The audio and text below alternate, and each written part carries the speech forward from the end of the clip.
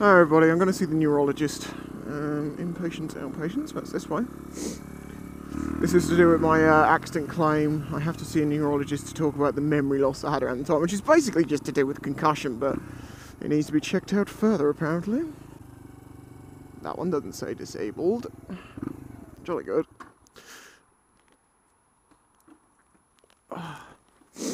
Right, I've got to go and do this, but I'll tell you about it afterwards. Well, as you can see, quite a bit of time's gone past. That was quite long. I feel like my brain has been raped. He just sort of asked me about everything that I remembered and what I didn't, well, not what I didn't remember, also because you can't tell me what you don't remember, but what I do remember and the things that I've been told that I've forgotten. Did a few sort of brain tests, exercise type things, like asking me questions. Told me there's like this line of to do with some guy who lived in Birmingham and on Green Hill Road and had kids and stuff, and then asked me all sorts of questions about sort of current events. So obviously what he was doing was giving me information to retain and then completely confusing me to see what my short-term memory was like, or get me off the subject completely. I did very well in that, so, you know, good. Slightly concerned because he was doing a thing with my eyes, you know, sort of follow my finger, look at this light, do this, do that. And he seems to be a bit concerned about my right eye for some reason. Something wasn't quite right. He kept going back and checking it, and then he wrote down this little note. So, and of course, he didn't tell me, so I'm kind of like, what the hell? Is there something wrong with it? Yeah, I don't trust you. I ain't pulling out. What the hell? Is there something up my right eye? I'm about to find out, and this report comes back. You know what it's like? And Dr. Stark goes, that doesn't seem quite right. The reason I'm seeing a neurologist is, as I say, to do with the injury claim, to see if there's any long-term effects to memory, because during the 4 to 6 weeks following the accident, for the first couple of weeks I had some problems where I'd be talking like this, talking about, you know, oh yeah, and I'd just forget what I was talking about completely. And I'd have to be reminded, and then I'd sort of go, oh right, okay. You know, not like you do generally, but it happens a lot when you're concussed, or when you've had a big hit on the head, or it seems to, because I've had it twice now from crashes. But one of the strange things I had on this occasion was big things would have happened, like someone would have come round or something would have been said to me. So on the next day someone would say to me, oh, you know such and such, yes, I'm like, what? And I'd have no recollection of it at all. Like it was gone. No, I should have remembered because it was a big thing. It's not like a little thing, it was a big thing and I didn't remember it. So that's what this, oh fucking hands cold, this investigation is all about. But of course he was doing, because he's a neurologist, he's doing things the whole time. I'm thinking, what are you doing to try and fuck my brain here? But it is kind of funny sort of being asked to talk about things that you don't remember. So tell me about your memory loss. I don't know, I don't remember. Fucking cold. Alright, your Mercedes with your heating. I've been sat in a nice warm room. Oh, overly warm. Well, now my body's going, no, this is far too cold. Yeah, and people have asked me, like, oh, can you tell me how your injury claim went? Because I just crashed, and I explained at the time it takes a long time. It's been over a year since the crash, and yes, it is all still going on. And that's because basically I'm still not fully recovered, and until you are fully recovered, or until the point they know it's not going to get any better, which they're now doing, they can't make a conclusion as to the overall damage, so they can't work out how much money you're owed.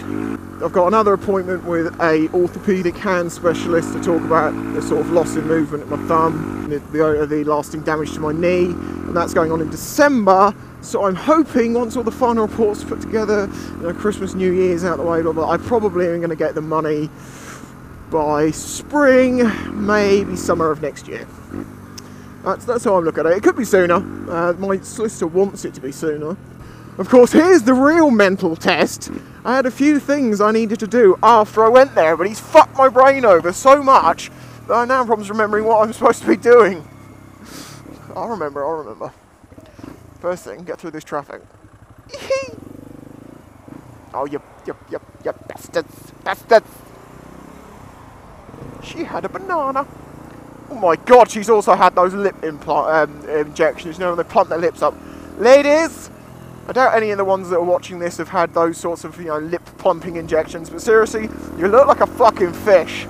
Don't do it. No man finds it attractive. That whole, I can't, how am I supposed to do that face? You know, I have to do it through a noise. You know what face I'm doing through a noise. Open-mouthed, sort of just like a fish. Not attractive. Stop doing it. It's the Facebook pose face people do. Well, you know, it is.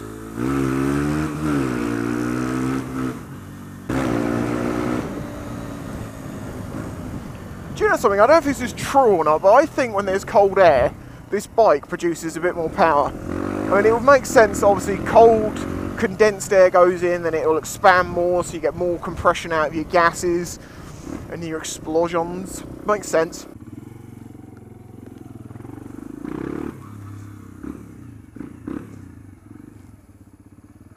That's something to say, actually. I do like little old people, you know, that going around doing their shopping, their business. They get everyone's way, but, you know, listen, we'll all be like that one day. And I'm always very, very polite. I'm a proper gentleman when it comes to old people. And I'll move out their way, and, you know, when it comes to them in shops, when they're in cars, no, fuck off. When they're in like a shop, I'll always move aside, a little smile, you know, sort of thing. Keep out of their way. Let them get through. And 9 times out of 10, no, probably that's alright, probably maybe half the time, they give you a little smile or a little thank you, just, you know, thanks for doing that, being considerate.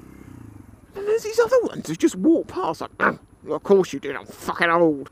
I think when I'm old, if I ever get in that situation, or even particularly when I was hurt after my crash, you know, I had a knee brace on, using a crutch and all that, people kept out of my way, or help me, you know, if I was going up some stairs, they'd give me a second. And I was always made sure that I said, thank you very much for that, it's very considerate.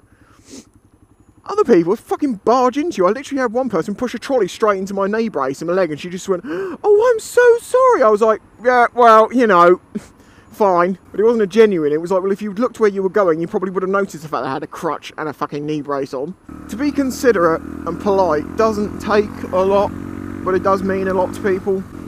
One of the things the neurologist was asking about is behavioural changes. Have I changed since before the accident? Is it Kestrel? Look at the amazingness, it stays perfectly still. Yeah, he was asking about behavioural changes. Have I changed my behaviour since the crash? I mean, it was like, yeah, there is an amount of change, in so much as, you know, something like that does change the way you think about things, so you do act differently. And he was asking about my temper, saying, have I got a bad temper now, or did I have one before? If anything, I've become more philosophical. And I can take a lot more shit. Not with everything, you know, I still do ranty videos over little things. Because they're the little things that annoy us. And, you know, but when it comes to like big things, like at work, when it gets really busy, and everyone's rushing around like a fucking idiot, I'm getting really stressed out, I'm normally the one that stands there and says, look, just calm down. Think about it more clearly, and you know, you're going to make better decisions and get things done quicker. It's better to take a second, recoup, and continue, than to just run around. So mainly it was just questions about like what I remember, how I saw time and the events and stuff like that. He's really, really interested in the very fine details, like exactly what point do you remember, would you last remember of the crash, like just before you hit the car, or is it as you hit the car, or is it, had you hit the car, was it when your front wheel had touched? I'm just like, I don't know, I don't remember. But it has highlighted a couple of other things I realised I didn't remember. Quite big periods of time after the crash is very, very blurred. But, you know, maybe that's to be expected. I mean, it's weird. I remember being in the ambulance, but I don't remember how I got in the ambulance. I remember being in the hospital, but I don't remember the journey to the hospital. I remember being in the car coming home, but I don't remember really getting in the car. I don't remember how I got upstairs, because he said, well, surely that must have been quite difficult to get upstairs with your injured legs. And I was just like, well, yeah, I guess it was. I don't know why I don't remember that. It's weird. The way I remember it is like in flashpoints. Like I remember this moment and then in this moment. Snapchats, if you like, very short little bits of video. No flapping. I've always said no fapping.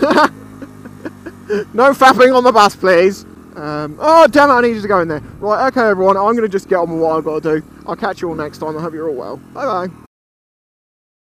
What other issues are there? Fogging visors. You can get, as you can see, mine's fogging up at the bottom here, because I'm talking. You probably wouldn't do that if I wasn't talking. You can get sprays and stuff. The old-fashioned way is to use a little bit of fairy liquid rubbed on the inside.